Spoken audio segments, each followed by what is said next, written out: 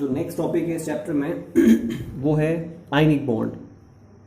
Question यहाँ पर ये अराइज होता है सबसे पहले कि आयनिक बॉन्ड होता क्या है। The bond which is formed by the transfer of electron from one atom to another.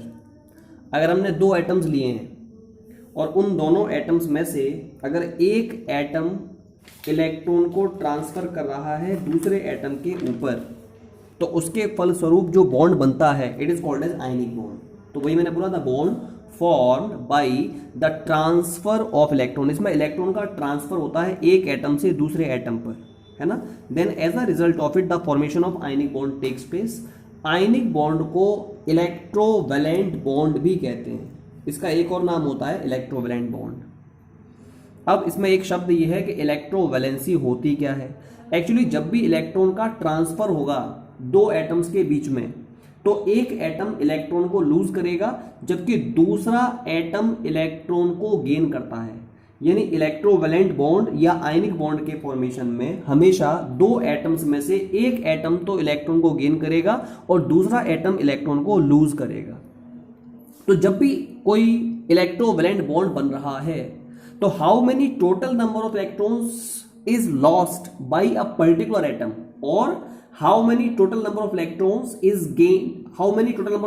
are gained by a particular atom is called its electrovalency। तो इलेक्ट्रोवैलेंसी होती क्या है? The number of electrons gained or lost by an atom in the form of electrovalent bond or ionic bond is called as electrovalency। उसको electrovalency कहते हैं। अब एक example के हेल्प से हम समझेंगे कि इलेक्ट्रोवैलेंट बॉन्ड कैसे बनता है। जैसे सपोज अगर हमें NaCl का फॉर्मेशन करना है तो NaCl के फॉर्मेशन में दो एटम्स हैं, एक Na यानी सोडियम और दूसरा क्लोरीन यानी Cl। तो आपने सबसे पहले उन दोनों एटम्स को लिखना है। यहां पर आपने Na लिख दिया, यहां पर आपने Cl लिखा। हम जानते हैं Na का एटॉमिक नंबर होता है 11, तो इसका इलेक्ट्रॉनिक कॉन्फ़िगरेशन हो जाएगा 2,8,1 और क्लोरीन का एटॉमिक नंबर होता है 17, तो इसका इलेक्ट्रॉनिक कॉन्फ़िगरेशन होगा 2,8,1। अब एक काम करिए, आप सोडियम का इलेक्ट्रॉन डॉट स्ट्रक्चर लिखेंगे। क्या होता है इलेक्ट्रॉन डॉट स्ट्रक्चर? लिखते कैसे हैं? आपने यहां पर सोडियम का सिंबल लिखा, उसके आउटर मोस्ट शेल में पाए जाने वाले जो इलेक्ट्रॉन्स हैं उनको आप रिप्रेजेंट करेंगे यहां पर डॉट के फॉर्म में। It is called as electron dot structure of it. तो आपने सोडियम का इलेक्ट्रॉन डॉट स्ट्रक्चर लिखा। ऐसे ही क्लोरीन के आउटर मोस्ट शेल में 7 इलेक्ट्रॉन्स हैं, मैंने इन 7 इलेक्ट्रॉन्स को 7 क्रॉस से रिप्रेजेंट किया है। ठीक है, अब होगा क्या, हमेशा ध्यान रखना जब भी कोई कंपाउंड बॉन्ड बनाएगा तो बॉन्ड बनाने के बाद वो एटम अपने आउटर मोस्ट शेल के इलेक्ट्रॉनिक कॉन्फ़िगरेशन को कंप्लीट करने की कोशिश करेगा एनी हाउ, तभी वो स्टेबल होगा। जब तक आउटर मोस्ट शेल में, जब तक किसी भी एटम के आउटर मोस्ट शेल में जो इलेक्ट्रॉनिक कॉन्फ़िगरेशन है वो कंप्लीट नहीं होता है तब तक वो एटम स्टेबल नहीं होगा। तो एक एटम दूसरे एटम से कंबाइन भी करता है आउटर मोस्ट शेल के इलेक्ट्रॉनिक कॉन्फ़िगरेशन को पूरा करने के लिए। तो यहां देख रहे हैं हम सोडियम के आउटर मोस्ट शेल में एक इलेक्ट्रॉन है, 1 इलेक्ट्रॉन है, जबकि क्लोरीन के आउटर मोस्ट शेल में 7 इलेक्ट्रॉन्स हैं। इसके आउटर मोस्ट शेल में 7 इलेक्ट्रॉन्स हैं। हम जानते हैं किसी भी एटम के आउटर मोस्ट शेल में फर्स्ट शेल को छोड़कर, पहले वाले शेल को छोड़कर बाकी किसी और शेल में, आउटर मोस्ट शेल में 8 इलेक्ट्रॉन्स होते हैं। तो अब इसमें 8 इलेक्ट्रॉन्स कैसे होंगे सोडियम के पास? अगर सोडियम के आउटर मोस्ट शेल में से एक इलेक्ट्रॉन निकल जाए, ये इलेक्ट्रॉन इसमें से चला जाए, तो इसके आउटर मोस्ट शेल में 8 इलेक्ट्रॉन रह जाएंगे। और हम जानते हैं जब भी किसी एटम में से इलेक्ट्रॉन जाता है तो उस एटम पर नेगेटिव चार्ज आता है। जैसे Na में से एक इलेक्ट्रॉन चला गया, ये कन्वर्ट हो जाएगा Na प्लस में, और ये इलेक्ट्रॉन चला गया, कॉन्फ़िगरेशन हो जाएगा 2,8। जो आयन बना है उसको बोलते हैं सोडियम आयन। ऐसे ही क्लोरीन के आउटर मोस्ट शेल में 7 इलेक्ट्रॉन है, हम चाहते हैं कि इसमें 8 इलेक्ट्रॉन्स हो जाएं। 8 इलेक्ट्रॉन कैसे होंगे? सोडियम ने जिस इलेक्ट्रॉन को लूज किया है ना, उस इलेक्ट्रॉन को ये क्लोरीन गेन कर लेगा। तो जब क्लोरीन 1 इलेक्ट्रॉन को गेन करेगा तो सोडियम के इलेक्ट्रॉन को मैंने डॉट से दिखाया था, ये इलेक्ट्रॉन यहां पर आ गया, और जिस एटम पर इलेक्ट्रॉन आता है उस पर आता है माइनस चार्ज, तो क्लोरीन आपका Cl माइनस में कन्वर्ट हो गया। कहने का मतलब है सोडियम ने तो इलेक्ट्रॉन को लूज किया, so it is converting into Na plus. Chlorine ने इलेक्ट्रॉन को गेन किया है, ये कन्वर्ट हो गया Cl माइनस में। और Na प्लस और Cl माइनस के बीच में जो फोर्स ऑफ इंटरेक्शन होगा उसी को हम लोग बोलेंगे आयनिक बॉन्ड, और it is called as electrovalent bond.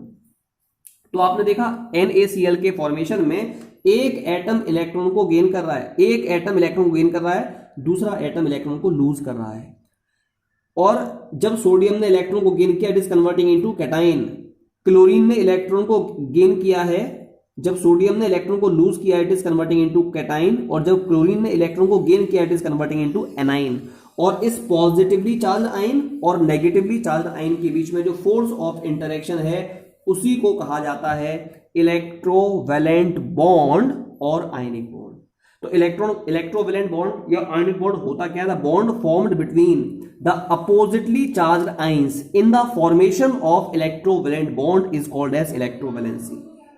तो ये हमने बताया किस तरीके से NaCl का फॉर्मेशन होगा with the help of electrovalency. बच्चों एक और इंपॉर्टेंट बात है, हम इसी पूरे प्रोसेस को और सिंपल वे में रिप्रेजेंट कर सकते हैं। आप क्या करो, हमें NaCl के बीच में बॉन्ड बनाना है, तो Na का आप ड्रॉ करेंगे electron dot structure. Configuration is 2,8,1, एक डॉट लगा दिया, इलेक्ट्रॉन डॉट स्ट्रक्चर Na का हो गया।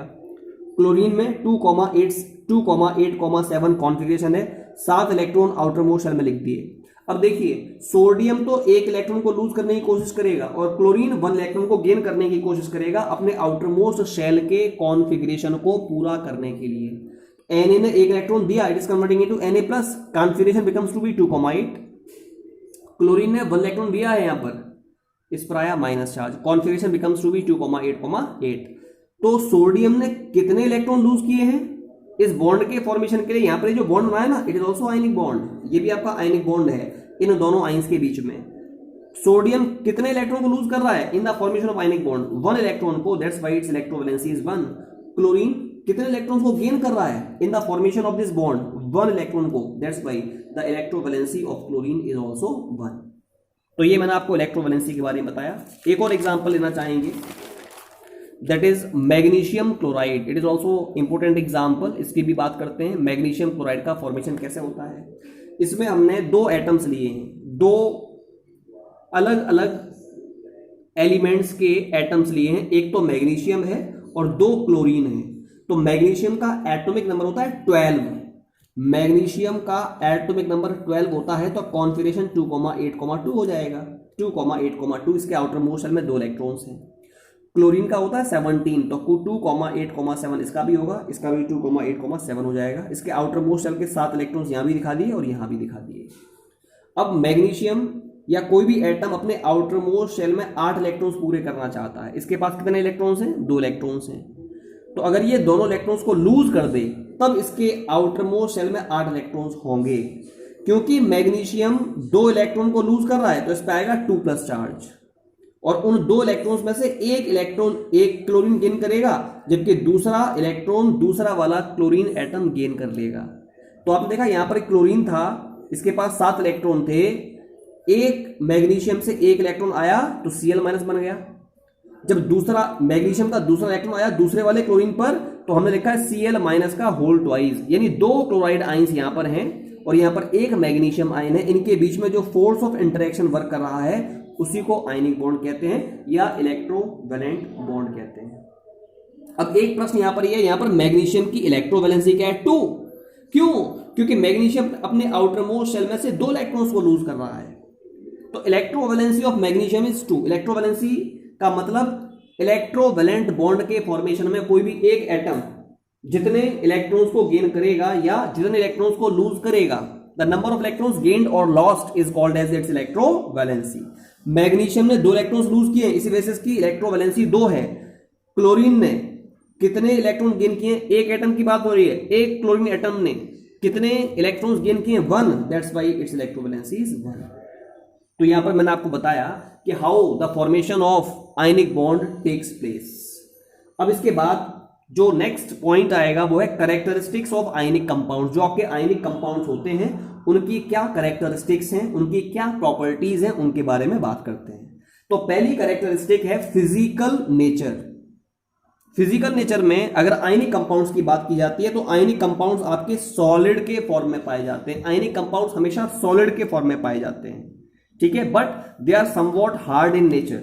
लेकिन कुछ वो हार्ड होते हैं नेचर में। क्यों? क्योंकि आयनिक जो कंपाउंड्स होते हैं उनमें अपोजिटली चार्ज्ड आयंस के बीच में स्ट्रॉन्ग आयनिक बॉन्ड या स्ट्रॉन्ग इलेक्ट्रोवैलेंट बॉन्ड पाया जाता है, जिसकी वजह से जो आपके आयनिक कंपाउंड्स होते हैं वो कैसे होते हैं? वो हार्ड होते हैं।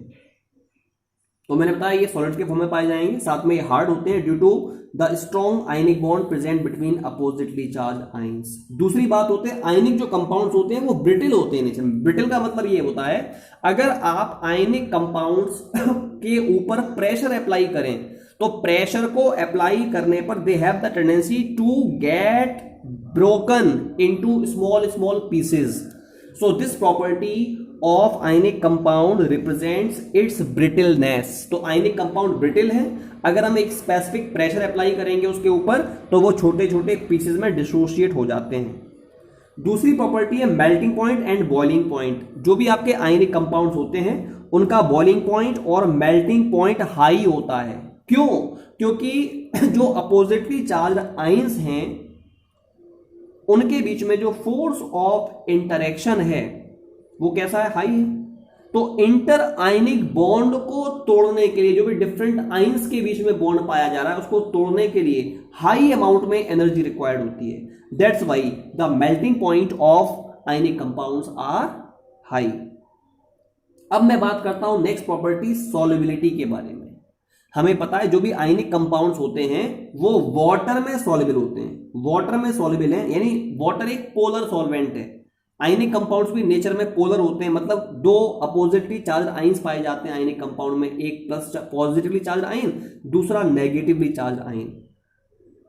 तो ये वाटर में कैसे होते हैं? सॉल्युबल होते हैं बिकॉज दे आर पोलर। इनमें दो पोल्स हैं, positive pole and negative pole, और वाटर भी पोलर होता है नेचर में। साथ में जो ऑर्गेनिक सॉल्वेंट्स होते हैं जैसे केरोसिन है, पेट्रोल है, इसमें आपके आयनिक कंपाउंड्स इनसॉल्युबल होते हैं। अब इसके बाद एक और प्रॉपर्टी है आयनिक कंपाउंड की, वो है कंडक्शन ऑफ इलेक्ट्रिसिटी। अगर आप आयनिक कंपाउंड को सॉलिड फॉर्म में लेते हैं तो ये इलेक्ट्रिसिटी को कंडक्ट नहीं करते हैं। लेकिन अगर आप आयनिक कंपाउंड को डिसॉल्व फॉर्म में लें यानी मोल्टन फॉर्म में लें तो मोल्टन फॉर्म या डिसॉल्व फॉर्म में लिए जाने पर ये अपने आयंस में डिसोशिएट हो जाते हैं और उन आयंस के फॉर्म में इलेक्ट्रिसिटी का कंडक्शन होता है। तो कहने का मतलब है सॉलिड के फॉर्म में आयनिक कंपाउंड्स इलेक्ट्रिसिटी को कंडक्ट नहीं करते हैं, लेकिन जब आप इनको डिसॉल्व फॉर्म में लेंगे तो ये अपने आयंस में टूट जाएंगे और उन आयंस के फॉर्म में इलेक्ट्रिसिटी का कंडक्शन होता है। So this we discussed about the properties of ionic compounds.